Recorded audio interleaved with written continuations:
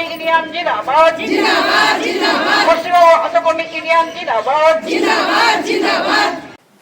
পশ্চিমবঙ্গ আশাকর্মী ইউনিয়নের Bharatpur block one শাখার নেতৃত্বে তাদের 8 দফা দাবি নিয়ে মঙ্গলবার 12টা নাগাদ ভরতপুর গ্রামীণ হাসপাতাল চত্বরে একটি মিছিল করেন।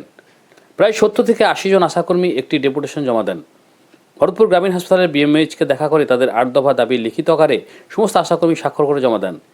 এর মধ্যে তাদের মূল দাবি ছিল তাদের বেঁচে থাকার মতো উপযুক্ত বেতন বৃদ্ধি করতে হবে, কর্মরত অবস্থায় কোনো আশাকর্মীর মৃত্যু হলে তাকে 5 লক্ষ টাকা পর্যন্ত দিতে হবে, আশাকর্মীদের সমস্ত সরকারি ছুটি দিতে হবে, মোবাইল রিচার্জের পয়সা প্রতি মাসে মাসে দিতে হবে এবং বকেয়া 4 মাসের টাকা অবিলম্বে অ্যাকাউন্টে জমা করতে হবে। এছাড়াও পোলিও থেকে বিভিন্ন সামাজিক কর্মে যে সামান্য টাকা দেওয়া হয় তা বৃদ্ধি করতে হবে। এই সমস্ত দাবি নিয়ে তারা বিএমএইচকে দেখা করেন। ভরতপুর হাসপাতালের বিএমএইচ ডাক্তার শীর্ষ চ্যাটার্জি বলেন, সমস্ত বিষয় তিনি খতিয়ে দেখবেন এবং এ বিষয়ে স্বাস্থ্য ভবনে কথা বলবেন। আশাকর্মীরা বলেন তাদের এই দাবি ঊর্ধ্বতন কর্তৃপক্ষ না মানলে তারা আগামী দিনে কর্মবিরতিতে যাবেন এবং 23শে ডিসেম্বর থেকে লাগাতার অনির্দিষ্টকালের জন্য কর্মবিরতি ঘোষণা করবেন। আজকে আমরা ভরতপুর বিপিএসসিতে এসেছি আমাদের কিছু দাবি নিয়ে। আমাদের কিছু সরকারি দাবি আছে যেগুলো আমরা চাইছি সরকার অবিলম্বে সেই দাবিগুলো মেনে নেয়। সেই উদ্দেশ্য নিয়ে আমরা একত্রিত হয়েছি ভরতপুর 1 নম্বর ব্লকের আশাকর্মীরা। মূল দাবি কি ছিল আপনাদের আজকের মূল দাবি হচ্ছে আমাদের যে 5250 টাকা মাসিক ভাতা দেওয়া হয়ে থাকে সেই মাসিক ভাতা অবিলম্বে 15,000 টাকা করা হোক। 4 মাসে যে ইন্টেনসিভ ওনারা বাকি রেখেছেন, পিএলআই বাকি রেখেছেন, সেগুলো অবিলম্বে আমাদের পরিশোধ করে দেওয়া হোক। মোবাইল অ্যাপের মাধ্যমে যে কাজ করানোর কথা বলছেন সে করানো আমাদের চলবে না। ইন্টেনসিভ যে ভাগে ভাগে দেওয়া হয়ে থাকে সেটা বন্ধ করতে হবে, আমাদের একইভাবে একই সঙ্গে দিতে হবে। আশাকর্মীদের জন্য সরকার যে ঘোষিত ছুটি সেটা আমাদেরকে দিতে হবে। কেন্দ্রীয় সরকারের ঘোষিত ইন্টেনসিভ দ্রুত কার্যকরী করতে হবে। আর RI, BCG, DOT, leprosy, filaria, polio, mobiliser, লাইকেশন, পিএমএমভিওয়াই এই সমস্ত যে টাকা বরাদ্দ আছে সেগুলো আশাকর্মীদের অ্যাকাউন্টে অবিলম্বে দিতে হবে। এটা প্রায় আমাদের 4 থেকে 5 মাস আমাদের উৎসাহ ভাতার ইন্টেনসিভের টাকা আমরা এখনো পাইনি। আর এইসব দাবিগুলো আমাদের কোনোভাবেই এখনো পর্যন্ত মানা হয়নি। সরকার পুরোপুরি উদাসীন রয়েছে। এখন আমরা আপাতত 12টা দাবি নিয়ে উপস্থিত হয়েছি সরকারের কাছে। আমরা পোলিওতে যে 320 টাকা পাই এটা নিতান্তই কম 4 দিন হিসাবে। সেখানে পোলিও টাকাটা মানে দৈনিক হিসাবে আমাদের নির্দিষ্টভাবে দেওয়া হয়। আর আমরা যে সরকারি কর্মচারী যেভাবে সরকার যে খাতে আমাদেরকে যেভাবেই নেক না কেন, কিন্তু সেই হিসাবে আমাদের একটা সরকারি কেয়ার প্রয়োজন আছে। সেই কেয়ার সরকার যেন আমাদের দেয়। স্যারের কাছে আমরা আমাদের দাবিগুলো রেখেছি। উনি বলেছেন যে আমরা ঊর্ধ্বতন কর্তৃপক্ষের কাছে অবশ্যই এগুলো প্রেরণ করব। সেখান থেকে কি জবাব আসছে সেটা তোমাদের অবিলম্বে জানানো হবে। আর যদি আমাদের এই দাবি একান্তভাবে না মানা হয় তাই আগামী 23শে ডিসেম্বর থেকে আমরা মানে কর্মবিরতিতে নামছি অনির্দিষ্টকালের জন্য। এটা আমরা চরমভাবে ঘোষণা করছি। একটা দেখলাম যে মোবাইল অ্যাপে আপত্তি আছে। মোবাইল অ্যাপে আপত্তিটার কারণটা কি? যে রিসেন্ট আপনাদের মোবাইল দেওয়া হয়েছে, আপত্তিটা কেন? আসল ব্যাপার হচ্ছে আমরা যে এই আশাকর্মীরা অনেকে আছি যারা হয়তো এই চোখে একটু কম দেখি, প্রথমত বয়সও হয়েছে আমাদের অনেকেরই।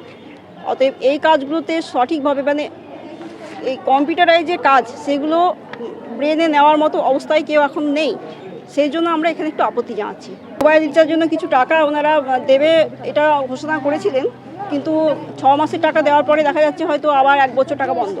কারণ মানে প্রতি মাসিকভাবে যে টাকাটা দেওয়া দরকার, মানে মোবাইল রিচার্জ তো আমাদের প্রতি মাসেই করতে হয়, সেই হিসাবে ওনারা কিন্তু পয়সাটা আমাদের দেন না। যে মোবাইল রিচার্জটা করছেন সেটা আমাদেরকে আলাদা সিম দিতে হচ্ছে না, সেটা আমাদের এখন তো আমরা নিজেদের পার্সোনাল সিমেই করছি। কিন্তু সেটা তো পার্সোনাল সিম হলেও তো রিচার্জটা ওনাদেরই দেওয়া দরকার, কিন্তু কাজটা ওনাদেরই করব, কিন্তু রিচার্জটা আমাদের নিজেদেরই করতে হচ্ছে। উপরন্তু ওনারা মোবাইলের অ্যাপের উপর কাজটা চাপিয়ে দিচ্ছেন, যেটা আমাদের পক্ষে সত্যি কষ্টসাধ্য। আজকে দাবি নিয়ে এসেছি আমরা কিছু শর্ত স্যারকে দিয়েছি। যদি সেই শর্তগুলা মেনে নিতে পারে তাইলে আমরা ঠিক আছি, আর যদি না নেয় তাইলে আমরা 23 তারিখ থেকে কর্মবিরতি টানা চালিয়ে যাব। কি দাবি আপনাদের?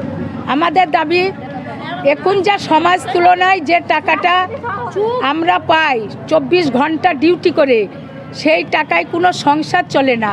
আমাদের ছেলে আছে, মেয়ে আছে, তাদের খরচ আছে, এই আসার টাকায় সবারই সংসার চলে। সেই টাকাটাই যদি আমি ঠিক মতন না পাই, তাইলে সে আমার সংসার চলবে কীভাবে? 24 ঘন্টা আমার ডিউটি, আমারও তো নিজের শারীরিক অসুখ কিছু আছে। তাইলে ওই সামান্য টাকায় তাও আমাদেরকে স্বাস্থ্য ভবনে চেয়ে আনতে হয়। আমরা মা বাচ্চাকে যে মৃত্যুর হাত থেকে এমনি কম করেছি, সেটার জন্যে আমরা যে পারিশ্রমিকটা পাই, সে টাকাটার জন্যও আমাদেরকে স্বাস্থ্য ভবনে ধরতে হয় আনতে। কেন যাব? কেন আমরা এত 24 ঘন্টা ডিউটি করিও আমরা লাঞ্ছিত, বঞ্চিত, অবহেলিত? আমরা তো স্বাস্থ্যকর্মী, কেন আমাদের পাশে তারা দাঁড়াবে না? কি চাইছেন আপনারা? আমরা চাইছি আমাদের বেতন 15,000 টাকা করুক, আমরা ফিস টাকাটা আমাদের একটু বাড়াক। আবার আমরা যে টাকাটা কেন্দ্র থেকে একটা যে টাকা আমরা ইনসেন্ট এতে পাই, সেই টাকাটা আমাদের ঠিক মতো দেয় না। এগুলো 3 মাস 4 মাস ডিউ। তাহলে এই টাকা ডিউ থাকলে আমাদের সংসার কিভাবে চলবে? কি বললেন? হ্যাঁ, আধিকারিক স্যার বলল আমি যথেষ্ট এটা নিয়ে আমি আলোচনা করব এবং আপনাদেরকে জানাবো। তারপরে এই যে পোলিও করছি আমরা, একটা লেবারের 500 টাকা মজুরি, কিন্তু আমরা প্রত্যেক দিন 4 দিন পোলিও করি, 320 টাকা পাই। এটা কোনো শোনার কথা? হ্যাঁ, আমরা সারাদিন 24 ঘন্টা ডিউটি, এমন পরিস্থিতি হয় আমরা সংসারে ছেলেদেরকে ভাত খুলছি, সেই সময় আমাকে ডাকে, জি হ্যালো দিদি গাড়ি নিয়ে আসেন। আমি ভাত ফেলে দিয়ে ছেলেদেরকে আমাকে ছুটতে হয় হসপিটালে। এই যে আমাদের একটা সমস্ত কাজেরই কত মাসের টাকা বাকি আছে? 4 মাসের। কেন্দ্রেরটা রাজ্যের লাই, রাজ্যের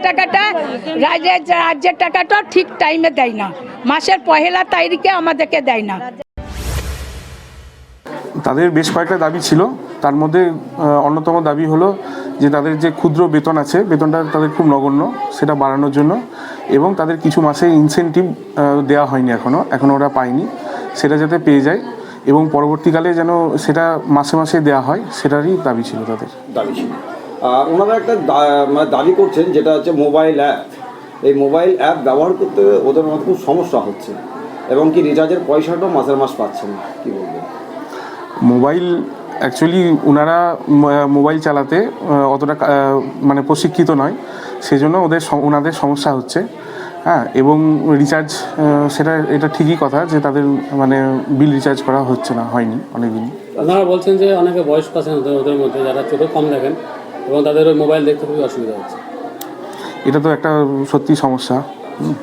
আর পোলিওর জন্য বলতে যত সামান্য তাদেরকে মজুরি বাবদ দেওয়া হয়, এটা কি ওর বাড়ানোর দাবি করছে?